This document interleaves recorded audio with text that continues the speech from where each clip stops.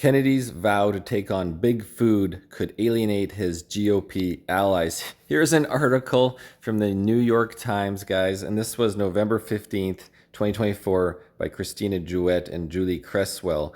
And it pretty much, the picture says, Kennedy Jr. aims to reduce or even eliminate heavily processed foods, a message gaining popularity across the political spectrum. Now let's go through the article and then find the most hilarious part. Oh, shoot. Okay, here it is. So Mr. Kennedy has singled out Fruit Loops as an example of a product with too many artificial ingredients, questioning why the Canadian version has fewer than the US version. But he was wrong. The ingredient list is roughly the same, although Canada has natural colorings made from blueberries and carrots, while the US product contains red dye 40, yellow 5, blue 1, as well as butylated hydroxytoluene or BHT, a lab-made chemical that is used for, quote, freshness, end quote, according to the ingredient label. The irony is you have a New York Times article and then they just contradict themselves. Oh, they're the same, but oh, except for this. In a statement, W.K. Kellogg, the manufacturer of cereals that was formed last year when parent company Kellogg Co. split into two separate companies, said that its cereals complied with U.S. and Canadian regulations. The artificial dyes it uses are certified by regulators and allowed in Canada, the company said. Lastly, Kellogg said that its foods have evolved and that 70% of our cereal sales have less than 50 calories from added sugar, and 85% of cereal sales do not contain artificial dyes. Still, other companies have successfully removed artificial dyes from popular foods, including Kraft's macaroni and cheese, which bowed to public pressure in 2016 and switched to turmeric and paprika to keep its characteristic orange noodles.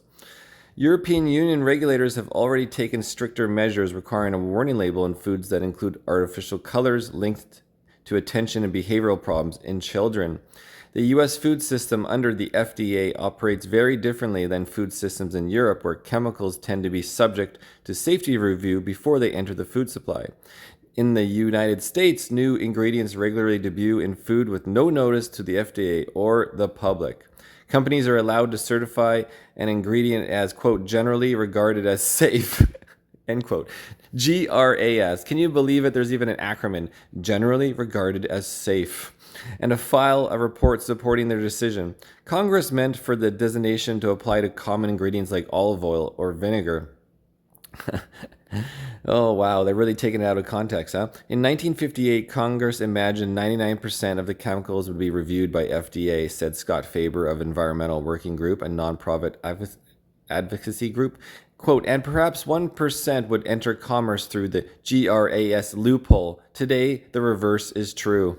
Left-leaning lawmakers have long supported consumer advocates and activists who have pushed for scrutiny of chemical additives in foods. Now those arguments are being embraced by some of the right as well. Well, we're not seeing too much going on from the Kamala and Biden, considering they've been in there for 4 years.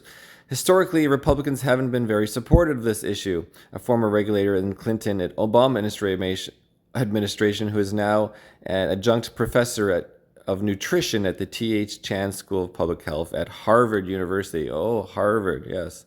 But more recently, we've seen Republicans join in the discussion. Anyways, guys, that's the quick story. Pretty hilarious from the New York Times here, how they wrote it.